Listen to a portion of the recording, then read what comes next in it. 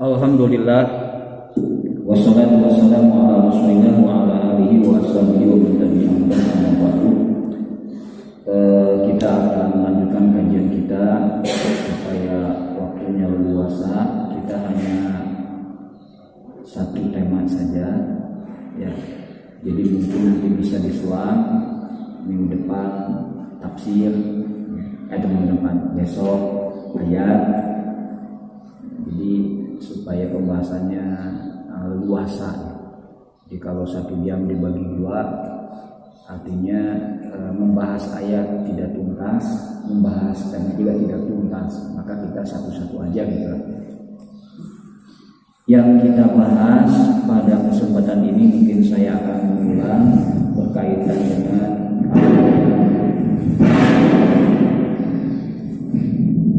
mesti dilakukan seseorang saat dia dianugerahi oleh Allah seorang anak.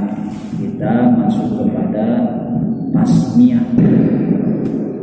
Anak itu mesti diberi nama, dan tentunya dalam memberi nama ini ada petunjuk, ya, ada petunjuk dari Allah dan Rasulnya, ada syariat yang mesti diperhatikan. Nama dianjurkan mesti yang baik, ya. Setiap nama yang jelek harus dirubah.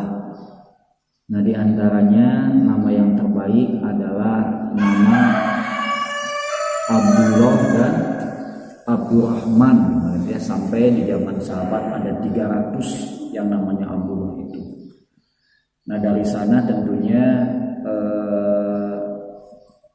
tentang menggunakan nama Allah itu dianjurkan pakai Abdun, ya. Abdullah, Abdurrahman, Abdul Aziz. Maka kita juga harus, jadi kalau dengan nama Allah kan tidak boleh nama anak saya adalah Allah, nggak boleh gitu, tapi harus pakai Abdun. Dan itu mungkin termasuk sebaik-baiknya nama. Sebab dari sejak awal anak itu sudah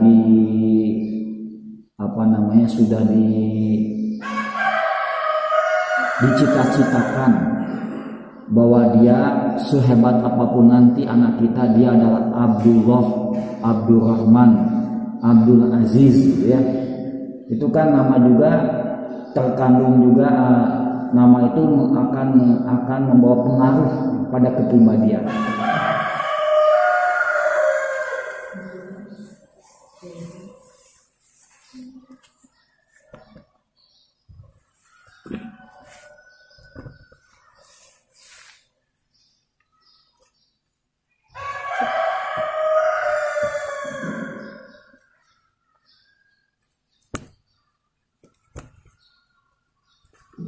Kata Imam Ibnu Qayyim, ya, bahwa al-asma qawalidil ma'ani. Jadi ini bisa berpengaruh, ya, nama itu. Dan kita sama-sama tahu bahwa doa juga merupakan nama juga, ini ada harapan dan doa, ya, ada pada nama tersebut. Jadi ketika dinamakan Abdullah, orang tua bercita-cita, apa cita-citanya? Berharap anaknya jadi Abdullah, hamba Allah, atau Abdurrahman, Abdurrahim, Abdul Aziz, gagah tapi dia hamba Allah. Abdul Ghani, kaya tapi tetap kamu hamba Allah, gitu kan. Jadi boleh pakai Abdul. Terus hal yang mesti diperhatikan juga, jangan menggunakan Abdun tapi kesananya adalah bukan nama Allah. Sebab ada orang yang menggunakan Abdun tapi kadiduna tidak nama Allah, mungkin beranggapan itu nama Allah. Seperti ada Abdul Haris, Haris mau dengan H atau H itu bukan nama Allah. Maka kalau ingin menggunakan Abdun ini harus yakin dulu bahwa mudhof ilaihnya itu nama Allah, ya. Abdul Yulianto ada dulu itu, ya, saya punya Abdul Yulianto. Yulianto itu bukan nama Allah. Hamba Yulianto, hamba itu hanya untuk Allah saja. Kemudian berkaitan dengan nama juga nama Allah dibagi dua kemarin ya. Ada nama Allah yang khusus bagi Allah, tidak boleh dipakai oleh kita ya. Jadi seperti Allah, Rahman, Khaliq itu tidak boleh dipakai untuk nama manusia, nama anak kita. Sebab nama Allah khusus bagi Allah, Khaliq untuk Allah, Rahman untuk Allah, Razzaq untuk Allah saja, Hakam untuk Allah. Kalau mau pakai Abdul, Abdullah, Abdul Rahman, Abdul Khaliq. Jadi entong Khaliq kumpul mah, Khaliq dipanggil Oik, nggak boleh nanti ya. Ada juga nama Allah yang boleh dipakai oleh kita, seperti Rahim ya. Itu dalam Quran Rahim itu ternyata dipakai oleh Rasul ya. Laqad ja'akum rasulun min indi anfusikum azizun 'alaihi ma anittum harisun bil mu'minina raufur rahim. Jadi rauf mah boleh ya. Namanya rauf boleh, atau pakai Abdul Rauf, bisa pakai Abdul ataupun tidak. Sebab rauf dan rahim bukan termasuk nama yang khusus bagi Allah. Berarti mereka teh kudu punya ilmu ya. Nah, itu pertama, nama yang baik adalah nama Allah yang pakai Abdul gitu kan. Kemudian termasuk nama yang baik adalah nama para nabi ya. Nama siapa? Nama teh Muhammad, ingin seperti Nabi Muhammad. Yusuf, ingin seperti Nabi Yusuf. Cuma kalau orang Sunda mah itu suka lidahnya itu suka apa namanya? Ya panggilannya sudah jadi berubah ya. Usuk jadi ucup, cucu, cecep, asal nama usuk. Mungkin kadang-kadang kan kalau anak kecil itu bicaranya itu ya kalau pada mulanya itu tidak jelas. Yusuf jadi ucup, asal mungkin Yusuf ya. Jadi Yusuf, Asep, eta teh asal nama Yusuf teh. Jadi kita ayat tilu Yusuf, Yusif, Yusa. Kayak jadi Yosef kata keneh ya. Aya Ucup jadi Asep, Acap, eta teh keneh soalnya. Seperti Muhammad, Mamat, Memet, Momot, eta teh tina Muhammad asalna ya. Sarman tina Muhammad, tina Ahmad. Jadi bisa juga menggunakan nama-nama para nabi. Kalau di Sulawesi Abdurrahman itu jadi Bedu Amang. Bedu teh tina Abdun teh Abdurrahman, Bedu Amang. Sebab orang Sulawesi katanya tidak bisa mengatakan man. Man teh jadi mang. Ikan jadi non? Ikan. Betul tidak? Ya, apa orang segitu gitu. Jadi Bedu Amang itu namanya Abdurrahman. Nyata mau disesuaikan. Kalau Afrika Abdullah jadi Edelet Abdullah gitu. Kalau Turki ini nanti jadi kalau sudah datang ke setiap bangsa eta teh letaknya sudah menyesuaikan gitu nya. Ya, jadi ada perubahan. Jadi adaptasi lidah. Tapi inti nama adalah tadi satu nama apa? Nama Allah tapi pakai Abdun ya. Bisa salah pakai Abdun gitu. Hati-hati pakai Abdun, jangan kesana ya. Jangan kalau Abdun hanya untuk Allah saja. Tidak boleh Abdul Muhammad, nggak boleh. Abdul Isa, Abdul Masih. Kalau di Kristen ada Abdul Masih. Orang Syiah Abdul Husain. Abdul mah hanya pada Allah saja. Kedua adalah para nabi ya, awas para nabi. Tentunya bercita-cita ingin seperti nabi tersebut. Ayah Nabi Nuh nya tidak sedikit orang punya anak namanya Nuh. Isa, Musa, banyaknya yang namanya Musa. Haji Musa, Ustadz Musa, Kiai Musa, Isa. Jadi kalau kamu nanti bingung, saya punya anak gitu bingung sangarana. Sok mau ngaran Nabi Ilyas. Yusuf, Ayub, nanti Sulaiman, kan lobanya, loba anak dia dua itu ya, bisa nama para nabi, tiga nama nabi coba, bisa juga nama para sahabat nabi, itu kan, sehingga para sahabat itu, saya punya anak, kemudian diberi nama para sahabat yang mati syahid di perang Badar. Harapan semoga mereka seperti para sahabat. Bisa nama-nama sahabat, Aisyah, Khadijah, apalagi kalau wanitanya,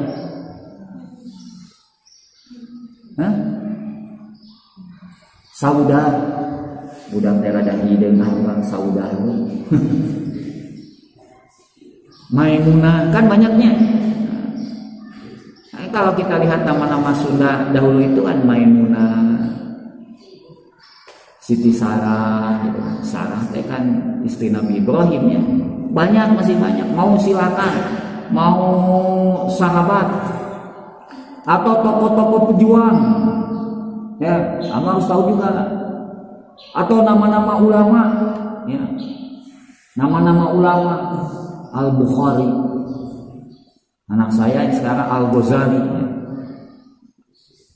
Al-Ghazali, dia ulama besar. Ya. Gelarnya ada Hujjatul Islam. Bisa dengan menggunakan nama tokoh. Tokohnya tokoh ulama. Jangan tokoh, ini nyata, jangan tokoh maksiat.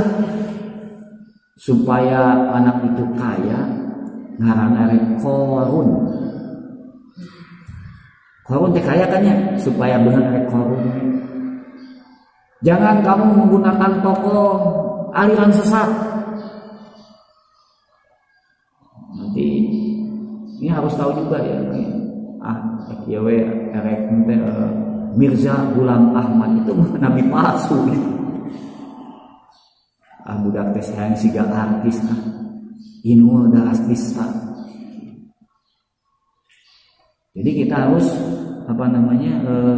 mencari nama-nama yang tokoh-tokoh. Itu ada tuntutannya. Jadi jangan jadi tokoh maksiat, Lata, Uzza, Abdullah, itu gak boleh. Kemudian juga nama yang tidak boleh, nama yang pesimis, kemudian pesimis, karena nama Ujang Nalangsa Tunggara Nalangsa Kabina-bina ngarannya. Itu seperti ada, siapa nama kamu? Hazem, susah, atuh ganti, centong hajen. Cenah deui mana mati bapak mau diganti. Kaduh, tidak diganti maka saya tidak pernah lepas dari rasa sedih. Salah ngarannya. Maka nama-nama yang jelek mesti diganti. Kemudian kemarin saya jelaskan juga, jangan asal nama tina Quran, tina Quran weh. Ya. Aya ngaran Atat, ce Atat itu wa ka'ayyin min qaryatin Atat. Atat mah pembangkangnya, dah harus tahu. Harus tahu. Kemarin ada namanya Umuki Bagia, ibumu pelacur, itu kan teknik tina Quran ya. Anak saya, kalau saya pelacur, anak saya mah kudu sing soleh, ngamana gerek tina Quran. Ini wanita ingin sekali jadi seorang ibu, Umuki. Kemudian dalam Quran dia baca surat Maryam, ada bagia, Umuki bahagia, maksudnya ibumu berbahagia. Tapi kan harus tahu bahasa Arabnya. Karena Umuki bahagia itu ibumu pelacur, itu kan namanya. Ya. Dulu saya punya teman. Namanya Arif kalau nggak salah, di Madinah itu. Dia itu mawa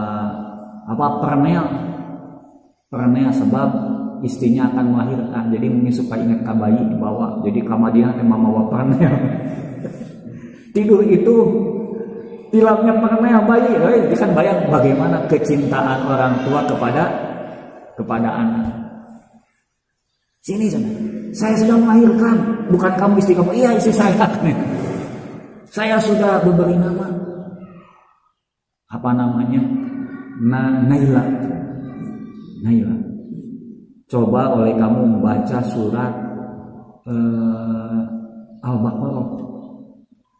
Inna Safa wal Marwata min sya'airillah. Saya sudah hafal. Coba baca asbabun nuzulnya. Baca. Pada zaman dahulu, adanya di Safa Marwah itu kan tempat sa'i. Orang jahiliyah tersebut suka sa'i antara Safa dan Marwah. Tapi untuk menyembah dua berhala, ya, di Safa ada berhala namanya Isapan, di Marwah ada namanya Naila.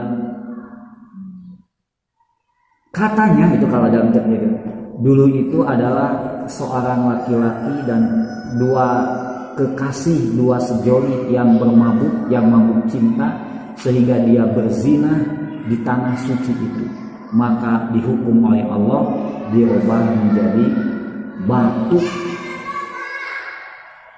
Untuk mengenang peristiwa tersebut, disimpanlah patung laki-lakinya di Safa, itunya di Marwah, supaya jelema teh berhati-hati, awas maksiat, ya. Maksiat di sini tuh Allah langsung mengutuknya tuh jadi batu. Begitu kalau dalam bisa itu, terlepas itu sahih dan tidaknya. Tapi kusabab ilmu tidak tahu, tuntunan mah dianggap Tuhan. Padahal itu dua tokoh maksiat gitu kan. Maka dianggap Tuhan. Kalau sambil sang itu disembelihkan hewan, diusap-usap kepada berhala tersebut. Jadi sambil sang itu mengelus-ngelus, mengusap-usap, meminta berkah pada dua patung itu. Padahal dulu mah bukan untuk itu, untuk peringatan. Siga di jalan aya patung motor anu ringsaknya, karena yang tabrakan, jebret, ringsak, jadikan monumen celaka. Maksudnya awas, hati-hati, lamun ngebut maut gitu. Nah, ketika diperintahkan oleh Al-Quran oleh Nabi supaya sa'i antara Safa dan Marwah, orang jahiliyah teh ngerasa tidak nyaman. Rasul, kalau saya sa'i antara Safa dan Marwah, siga zaman baheula deui keur musyrik, saya menyembah dua patung tersebut. Maka turun Inna Safa wal Marwah. Nah, gimana? Sudah dibaca, betul saja. Itu Naila itu nama berhala. Tapi saya sekarang sudah rubah saja. Gitu. Siapa nama anaknya? Wafa. Jadi namanya Abdul Wafa. Namanya Wafa. Abu Wafa. Asal nama Abu Naila. Nah, itu artinya kan kita harus tahu. Bukan cuma keren ngarana. Ini siapa orang tersebut.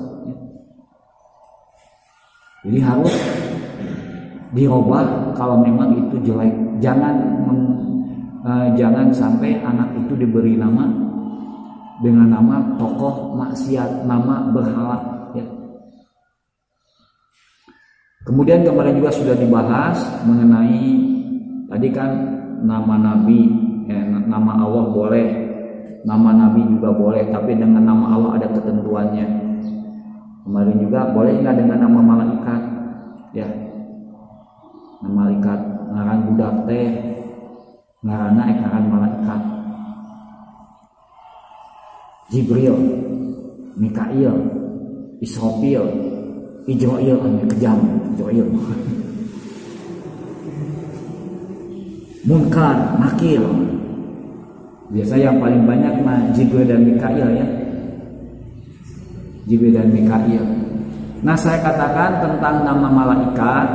Pertama, sepakat kalau untuk perempuan nggak boleh, ya, menggunakan nama malaikat untuk perempuan, sebab ini berkaitan dengan keyakinan orang jahiliyah malaikat itu adalah wanita, ya banatullah itu. Biasanya kan nanti ada caranya, kalau Jibril jadi Gabriela mengelak, Mikaela gitu kan. Jadi Mikail awewena itu kan jadi itu. Kalau untuk laki-laki ini ada ikhtilaf, ya. Ada yang mengatakan mubah, ada juga yang mengatakan makruh. Tapi yang rajih adalah boleh lah gitu. Untuk laki-laki. Malik dengaran malaikat ya teh Al-Qur'an wa qala ya Malik liyaqdi alaina rabbuk ya. Hei Malik, untuk penjaga neraka, tolong beritahukan pada Allah supaya Allah mematikan kami di neraka. Sudah nggak kuat disiksa meningkatnya maut gitu kan. Jadi untuk nama malaikat boleh bagi laki-laki, perempuan nggak boleh. Begitu itu kalau melihat pendapat-pendapat ulama.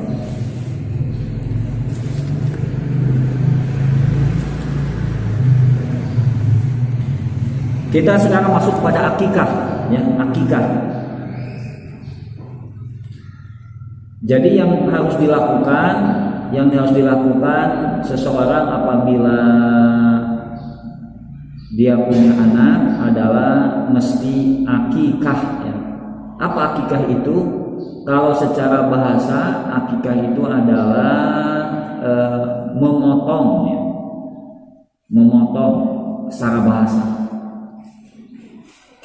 Al-qatmu memotong. Tapi menurut syar'i adalah menyembelih kambing.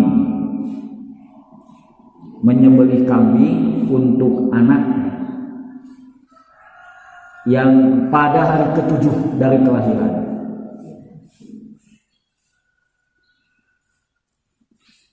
Sekali lagi, menyembelih kambing pada hari ke-7 untuk anak yang baru dilahirkan. Itu kalau secara istilah.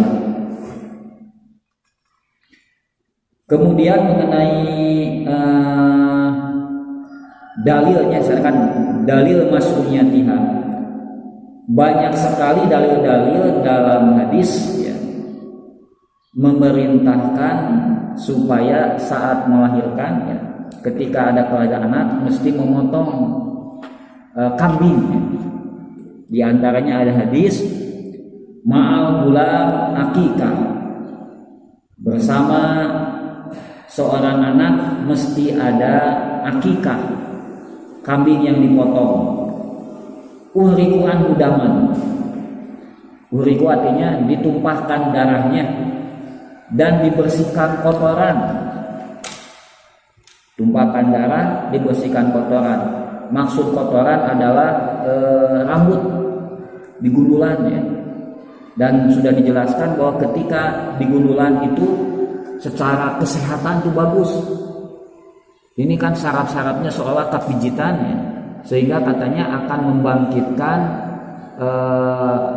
merangsang saraf-saraf telinga supaya mendengar, saraf-saraf mata ya, penciuman gitu. Itu dengan cara dicukur. Maka ditumpahkan darah, dibersihan. Berbeda dengan tradisi jahiliyah. Jadi ketika anak dilahirkan sarwa ada akikah, disembelih.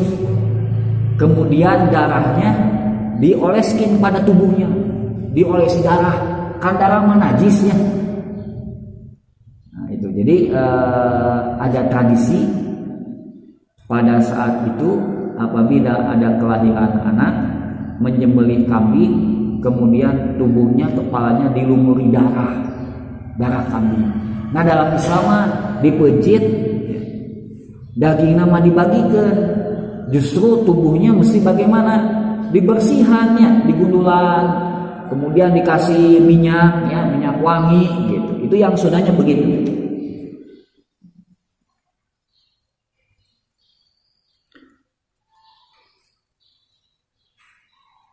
Kemudian berikutnya apa? Di sana ada arahul fuqaha, betul ada ya?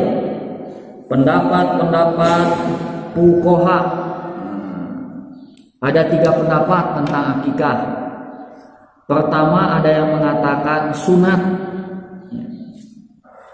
Pendapat yang kedua mengatakan wajib. Pendapat ketiga makruh. Ada 3 pendapat. Pendapat yang pertama adalah sunat.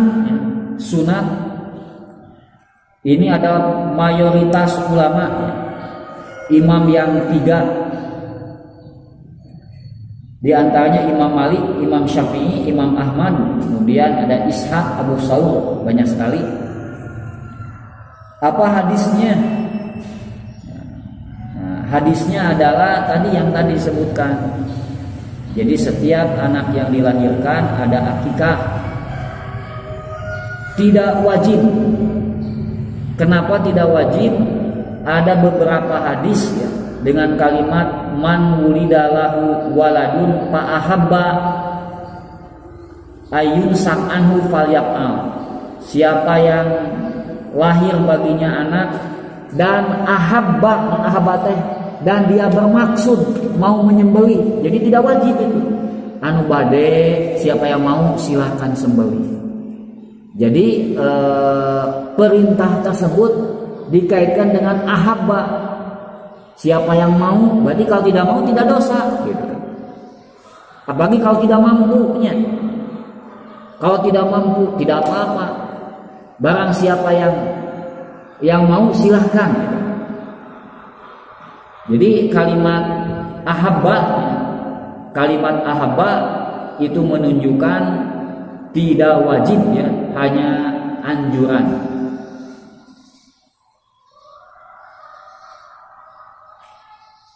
Jadi dalam hadis itu wa aroda ahadukum, aroda juga ada siapa yang mau. Ada juga yang berkatakan wajib dengan hadis bahwa seorang anak itu tergade ya, murtahanun, digadekan, yang nanti harus ditebus. Nah, dengan kalimat tersebut mengatakan wajib. Nah, maka jawabannya bagaimana? Hadis tentang akikatnya bukan cuma 1 tapi banyak ya. Maka tidak boleh hanya dengan 1 riwayat kita menyimpulkan. Nanti di dalam kritik matan atau dalam mensarah hadis ya. Jadi terlebih dahulu kita mesti jamu mengumpulkan semua hadis tentang akikah. Ternyata dari semua jalur tersebut ada beberapa lafaz yang intinya bukan cuma hadis itu saja yang setiap anak digadekan. Digadekan itu berarti harus ditebus begitu. Ditebusnya dengan apa? Dengan menyembelih kambing gitu. Kalau hadisnya cuma itu saja setuju wajib gitu kan. Tapi kan ada hadis yang lain yang tidak mewajibkan. Di antaranya tadi ada kalimat apabila seseorang punya anak dan mau menyembelih itu pakai mau itu berarti dikaitkan dengan kemauan. Ya, kalau dikaitkan dengan kemauan berarti tidak wajib. Sebab wajib mah mau tidak mau harus itu kan, paksaan gitu. Wajib mah paksaan kewajiban itu. Jadi pendapatnya Roji adalah yang sunat ya. Sunat. Kemudian ada juga yang mengatakan ini pendapat Abu Hanifah ya. Pendapat Hanafiyah. La uhibbul uquq ya, ada hadis ya. Su'ila anil akikah qala la uhibbul uquq. Saya tidak suka uquq. Ini ada pertama kalau dalam hadis tersebut sahih atau tidak sanadnya. Yang kedua bagaimana matan hadisnya, nah bertentangan atau dengan yang lain atau tidak. Jadi antaranya uquq di sini ada beberapa makna. Saya tidak suka uquq durhaka pada orang tua bisa. Uquq itu jangan akikah, tepat jangan akikah. Jadi mungkin tidak suka dengan nama tersebut. Ada beberapa tawilan, tapi melihat dalil-dalil yang kuat adalah akikah disyariatkan dan hukumnya tidak wajib tapi hanya sekedar sunat. Saya rasa itu kalau ingin memperdalam dipersilahkan, tinggal dibaca. Selanjutnya mengenai waktu ya. Mengenai waktu betul ya? Mengenai waktu. Kapan waktu akikah? Intinya ada pendapat itu ada dua.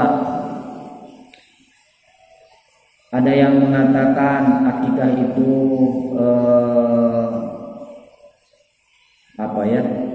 waktunya itu mudoyak. Ada juga waktunya muwassa'. Non mudoyak teh. Mudoyak artinya sempit, hanya 1 hari saja. Ada juga yang mengatakan muwassa'. Muwassa' teh ya kapan lah gitu. Kapan saja juga boleh. Kapan saja boleh. Kalau ada rezekinya itu silahkan. Cuma yang paling afdol adalah hari ke-7. Nah, ada yang begitu ya pendapat itu. Ada yang mengatakan hanya 1 hari. Jadi ibadah yang berkaitan dengan hari, kemudian harinya juga dibatasi hanya 1 hari saja, hari ke-7. Sementara yang lain beranggapan ke-7 itu bukan satu-satunya hari, tapi itu hanya afdoliyah saja, boleh juga dalam waktu-waktu lain. Kalau kita lihat dalilnya ya, dalilnya misalnya hadis Aqqa Rasulullah SAW anil Hasan wal Husain. Rasulullah SAW menyembelih kambing untuk Hasan dan Husain.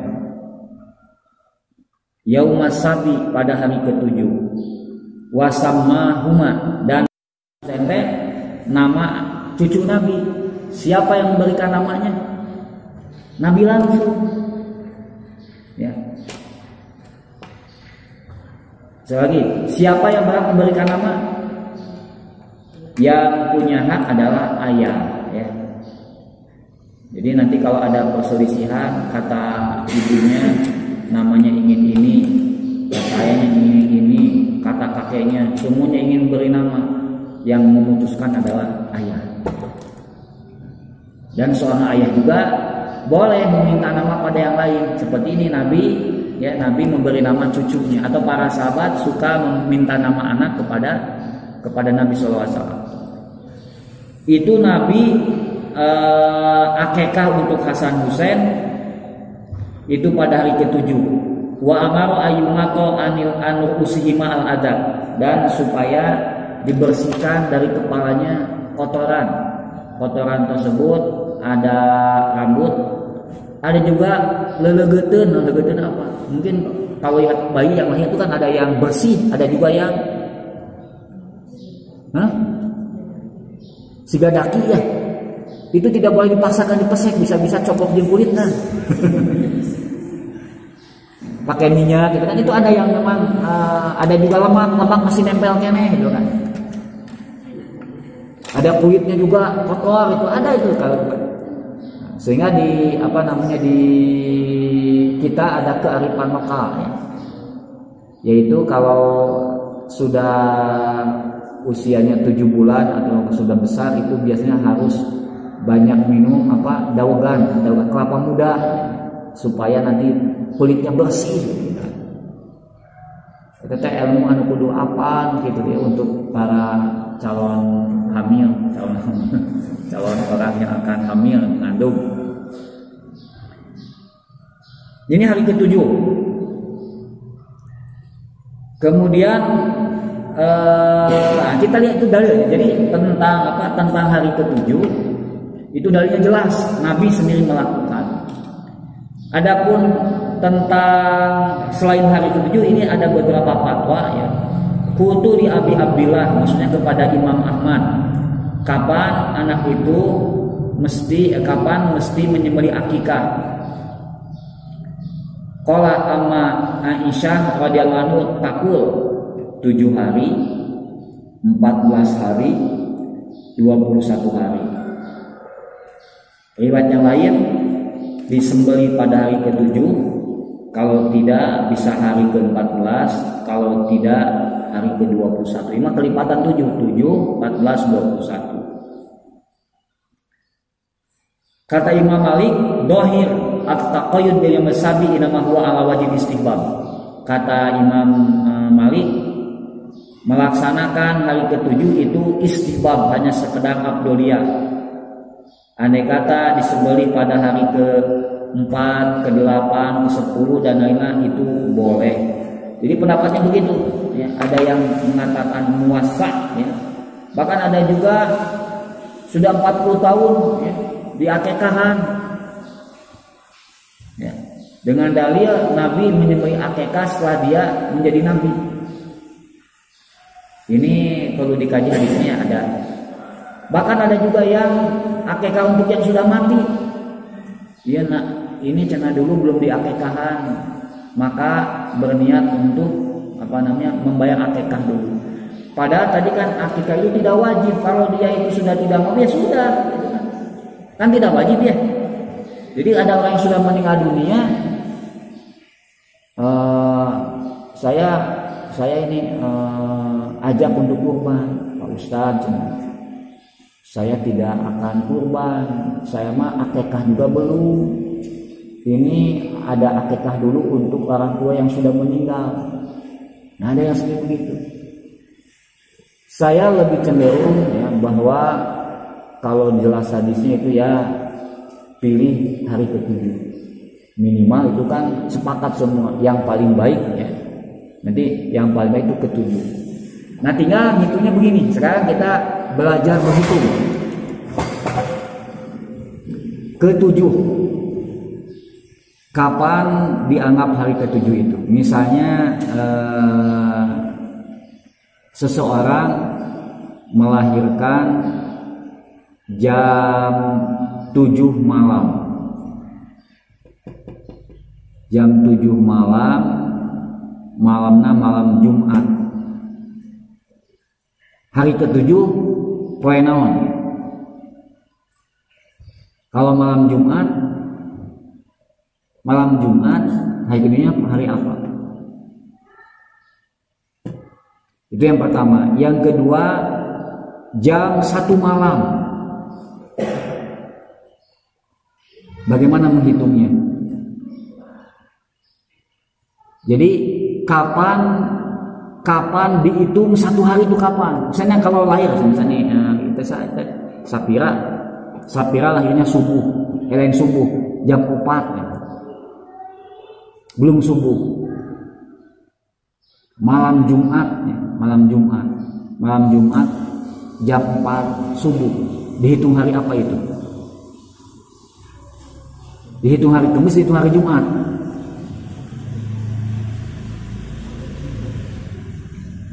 Wihandi, seseorang yang lahir ba'da Isya malam Jumat itu sudah dihitung hari Jumat atau masih hari Kamis? Nah, itu dulu harus tahu dulu.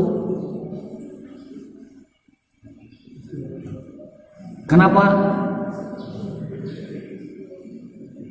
Wihandi, lahir ba'da Isya atau lahir sebelum jam 12 malam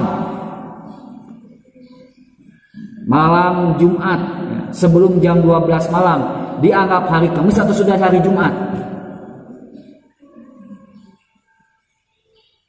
Oke, wae geureutnya. Pikir mah begitu, pikir mah harus jelas pikir mah.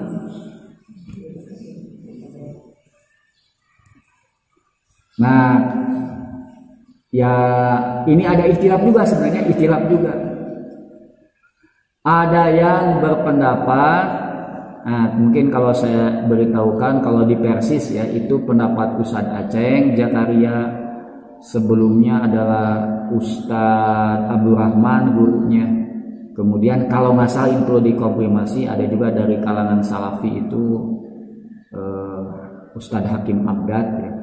Jadi menghitung hari teh adalah subuh, dari subuh ya. Saum hari Senin timitira saum teh lain ti maghrib tiraha ti subuh-subuh. Jadi kalau kamu lahirnya ba'da Isya ya, hari malam Jumat dihitung masih kene Kemis. Selama belum subuh masih kene Kemis. Paham enggak? Mimiti Jumat, mimiti disebut yaumul Jumat teh kapan sebut yaum itu? Pas bijil pajar. Jadi nanti beda, ada hari, ada kalender mah mungkin pergantian anak pergantian ada perbedaan. Kalau Islam itu dari mulai maghrib dalam Islam sistem perhitungan tahun menggunakan peredaran bulan itu kan lihat maghrib ya, ketika matahari tenggelam gitu, itu dianggap sudah masuk hari berikutnya. Kalau di dalam pergantian bulan itu maghrib ya. Ini kan dilihat hilal ya, kapan Idul Fitri? Apabila hilal Syawal datang, kapan? Maghrib itu kan. Kalau bulan Syamsiah jam 12 malam gitu hitungnya ya, dari jam 12 malam.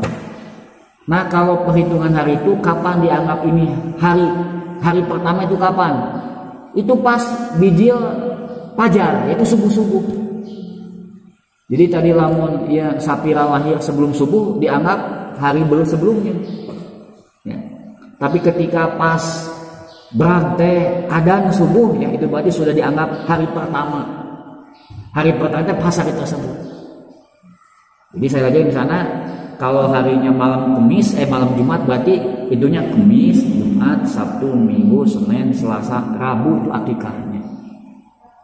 Paham nggak cara ngitungnya? Itu mengenai hari ke-7 itu begitu. Itu cara perhitungan pertama. Ada juga yang menghitungnya dari maghrib. Dan juga yang menghitungnya adalah dari malam. Nah, dina Islam ibadatnya lihat bulan, pergantian bulan. Berarti kalau mau lihat bulan dari maghrib. Kalau sudah maghrib berarti sudah ganti hari gitu. Paham nggak? Tapi di hadis mah yaumas sabi, hari ke-7. Itu kan hari ke-7 teh dianggap hari itu adalah dari subuh-subuh sampai belum datang subuh lagi, itu masih satu hari. Jadi sehari teh kan dianggap 24 jam hari. Ngamimitina dianggap hari itu adalah pas subuh-subuh. Paham? Oke.